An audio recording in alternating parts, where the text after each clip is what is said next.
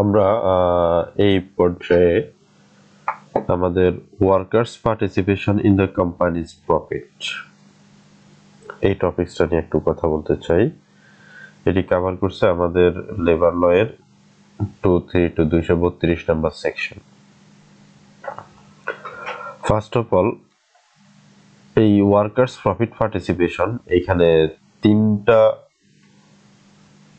Fund থাকে যেগুলো নিয়ে আমরা সিরিয়ালি আলোচনা করব, যেগুলোকে ওয়ার্কার্স পার্টিসিপেশন ফান্ড বলে, ওয়ার্কার্স ওয়েলফেয়ার ফান্ড বলে। এই দুটো হলো কখন, আর আরেকটা আছে Bangladesh workers welfare foundation fund. তো ওয়ার্কার্স পার্টিসিপেশন ফান্ড এবং ওয়ার্কার্স ওয়েলফেয়ার ফান্ড এই দুইটা ফান্ড এস্টাবলিশ করতে চায় ওই প্রতিষ্ঠানগুলোর জন্য কোন কোন কন্ডিশন অবলিগেটরি, এই জায়গাটা ফার্স্ট অফ অল আমরা ডিসকাস করার জন্য চেষ্টা করি যে এই দুইটা ফান্ড কখন এস্টাবলিশ করা যাবে। তো সেই ক্ষেত্রে আমাদের লেবার ল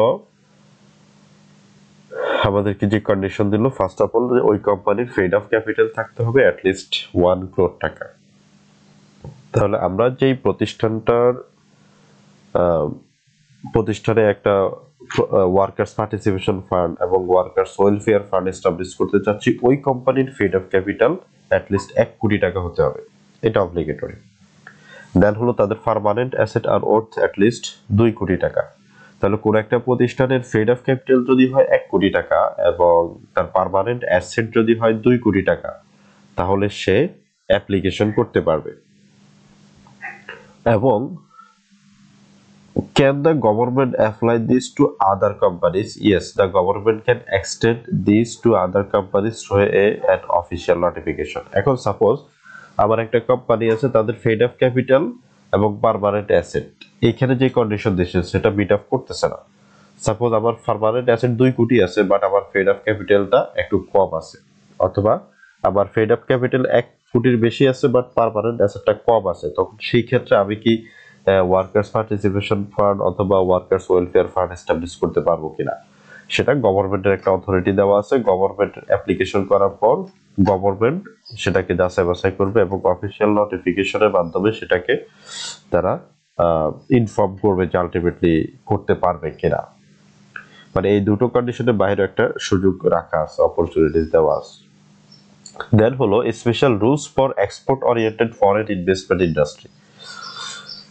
যেমন কিছু প্রতিষ্ঠান আছে 100% এক্সপোর্ট ওরিয়েন্টেড, মানে তারা বায়ারের কাছ থেকে মার্চেন্ডাইজের মাধ্যমে অর্ডার গুলা নেয়, দেন শুধুমাত্র ওই প্রোডাক্টটা প্রডিউস করে সেটা আবার বাইরে পাঠায়, বাংলাদেশে তারা কোনো ধরনের সেল করে না। এটাকে বলা হয় 100% এক্সপোর্ট ওরিয়েন্টেড। অথবা হ্যাভ 100% ফরেন ইনভেস্টমেন্ট, মানে বিদেশি কোনো একটা কোম্পানি বাংলাদেশে ইনভেস্টমেন্ট করে একটা প্রতিষ্ঠান তৈরি করছে, একটা গার্মেন্টস, আর ওই গার্মেন্টস এর কাজ হচ্ছে এখানে শুধুমাত্র আমাদের লেবারদেরকে ইউজ করে প্রডিউস করে সেটা আবার বিদেশে পাঠায় দেবে। এই 100% ফরেন ইনভেস্টমেন্ট এক্সপোর্ট ওরিয়েন্টেড যেগুলো আছে, the government may create a special fund for workers participation with a management board and rules for handling fund. তো ওই তাদের জন্য গভর্নমেন্টের পক্ষ থেকে একটা স্পেশাল ফান্ড ক্রিয়েট করা হয়, সেখানে একটা ম্যানেজমেন্ট বোর্ড থাকে এবং রুলস রেগুলেশন যেগুলো আছে ম্যানেজ করার জন্য সেটা গভর্নমেন্ট প্রোভাইড করে। এখন আমরা under section 234 establishment of workers participation fund and welfare fund, what must companies do. এটা হলো প্রথম কথা, যে কোম্পানিকে দুটো ফান্ড তৈরি করতে হবে, একটা হচ্ছে ওয়ার্কার্স পার্টিসিপেশন ফান্ড আর একটা হলো ওয়ার্কার্স ওয়েলফেয়ার ফান্ড। আচ্ছা, এখন ইস্যুটা হলো যে একটা ফান্ড আমি তৈরি করলাম, তাহলে সেই ফান্ডে আমার কন্ট্রিবিউশনের জায়গাটা কি থাকবে? কন্ট্রিবিউশনটা আসবে নেট প্রফিট থেকে। ওয়ার্কার্স পার্টিসিপেশন ফান্ড এবং ওয়ার্কার্স ওয়েলফেয়ার ফান্ডের কন্ট্রিবিউশনটা আসবে নেট প্রফিট থেকে, আর প্রভিডেন্ট ফান্ডের কন্ট্রিবিউশনটা আসবে এমপ্লয়ি এবং এমপ্লয়ারের নিট, তাদের যে বেসিক ওয়েজেস আছে সেই বেসিক ওয়েজেস থেকে আসবে। বাট আমরা ওয়ার্কার্স পার্টিসিপেশন ফান্ড এবং ওয়ার্কার্স ওয়েলফেয়ার ফান্ডের যেই কন্ট্রিবিউশনটা সেটা কোম্পানির নিট প্রফিট থেকে আসবে, সেটা অবশ্যই তার নিট প্রফিটের 5% হতে হবে within 9 months of the financial year. Financial ইয়ারটা শেষ হয়ে গেল সাপোজ 22-23-এ, তাহলে 23-এর ডিসেম্বর 31শে ডিসেম্বর তার ফাইন্যান্সিয়াল ইয়ার শেষ, তাহলে তাকে অবশ্যই সেপ্টেম্বরের ভিতরে বা 9 মাসের ভিতরে সেটাকে এই নিট প্রফিটের 5%টাকে ওই দুইটা ফান্ডে দিয়ে দিতে হবে। এখন এই 5%টাকে আমরা কিভাবে অ্যালোকেট করব সেটাও রুলসে স্পেসিফিকলি বলা আছে। এই 5%কে আমি 80% করব, করে সেটা ওয়ার্কার্স পার্টিসিপেশন ফান্ডে দেব। বাকি 10% থাকবে ওয়ার্কার্স ওয়েলফেয়ার ফান্ডে এবং অ্যানাদার 10% থাকবে Bangladesh workers welfare foundation fund. Suppose আমার নেট প্রফিট 5% হলো 100 টাকা, তাহলে 100 টাকার 80% হলো 80 টাকা। সে 80 টাকা আমি ওয়ার্কার্স পার্টিসিপেশন ফান্ডে রাখলাম। বাকি যে 20 টাকা থাকে তার মধ্যে 10 টাকা ওয়ার্কার্স ওয়েলফেয়ার ফান্ডে যাবে, 10 টাকা বাংলাদেশ ওয়ার্কার্স ওয়েলফেয়ার ফান্ডে যাবে। এখানে একটা নোট আছে, if a company already deposit 1% of net profit to the welfare fund, তারা যদি ওয়েলফেয়ার ফান্ডের 1% নেট প্রফিট দেয়া দেয়, half of the amount will go to the workers welfare fund. Suppose normally আরেকটা প্র্যাকটিস আছে যে এই 5% দেওয়ার আগে যদি 1% তারা ওয়ার্কার্স ওয়েলফেয়ার ফান্ডে দিয়ে দেয়, তাহলে সেই টাকার 50% কেটে ওটাকে ওয়ার্কার্স পার্টিসিপেশন ফান্ডে বা ওয়ার্কার্স ওয়েলফেয়ার ফাউন্ডেশন ফান্ডে দিয়ে যাওয়া হবে।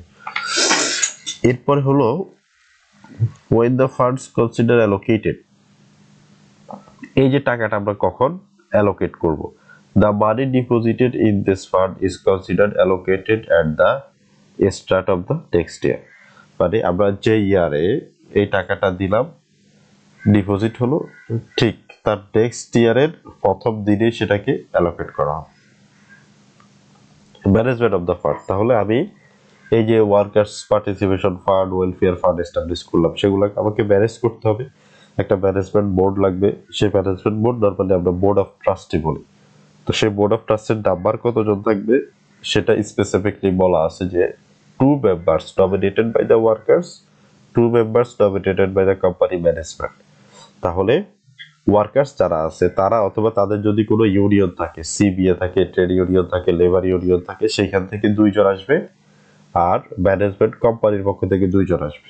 কোম্পানি যে 2 জন দেবে তার মধ্যে একজনকে অবশ্যই অ্যাকাউন্টস ডিপার্টমেন্টে থাকতে হবে, accounts department background. Who is the chairman? So normally the board member will elect a chairman each year, alternative between a workers nominated members and a management nominated members. The first chairman will from the management side. তো normally এই যে nominated member গুলো আসছে workers এবং মালিক পক্ষের কাছ থেকে, তাদের মধ্য থেকে যে কোনো একজনকে চেয়ারম্যান করা হবে। তবে ফার্স্ট যখন এই ফান্ডটাকে এস্টাবলিশ করা হবে, সেই ফার্স্ট ইয়ারের ফার্স্ট চেয়ারম্যানটা অবশ্যই ম্যানেজমেন্ট সাইড থেকে আসতে হবে। What does the board do, তারা কি করবে? এই বোর্ডের কাজ হচ্ছে নরমালি ম্যানেজ করা এবং ওভারসিং করা টোটাল ফান্ডটাকে based on rules of and government's direction. Government যে রুলস রেগুলেশন দিচ্ছে সেটা অনুযায়ী আমাদের এই ফান্ডটা ওয়ার্কার্স ওয়েলফেয়ার ফান্ডটা সেটা চলতেছে কিনা এই জায়গাটাকে ম্যানেজ করা, ওভারসিং করা। সাপোজ এই কাজটা করতে গিয়ে তারা ফেলিউর করছে, তাদের যে বোর্ড আছে সেই বোর্ড ফেলিউর করছে, যদি তাদের টোটাল বোর্ড এটার জন্য রেসপন্সিবিলিটি থাকে তাহলে গভর্নমেন্ট সেটাকে ডিসলভ করবে টেম্পোরারি। আর যদি কোনো ইন্ডিভিজুয়াল পার্সনের সমস্যা থাকে তাহলে ওই মেম্বারটাকে রিমুভ করে দেবে। If the government feels the board is not performing its duties properly, it can dissolve the board temporary. Temporary বোর্ডটাকে ডিসলভ করে দেবে, অথবা remove members and appoint a person to take over its responsibility until the board is reform. বোর্ডটাকে নতুন করে reform করার আগ পর্যন্ত যে কোনো একটা ব্যক্তিকে রেসপন্সিবিলিটি দেবে সেটাকে টেক ওভার করার জন্য। এবং the board must be reconstitute before the end of the dissolution paper, যে ডিসলিউশনের যে পিরিয়ড আছে পিরিয়ডের আগে অবশ্যই সেটাকে রিকনস্টিটিউট করতে হবে। এটা একটা খুব ইম্পর্টেন্ট টপিকস। তো নরমালি আমাদের যে ম্যানুয়ালে তো অনেক কঠিন করে ল গুলাকে লেখা আছে, বাট আমি এখানে একদম কমন ইস্যুটা নিয়ে আসছি। যারা লেকচারটা শুনবে অথবা 2-1 বার নিজে পড়বে তাহলে তার মাথায় চলে আসবে, এবং ঠিক যেভাবে আছে এভাবে লিখলেই এনাফ, আমি যেটা মনে করি এক্সামে।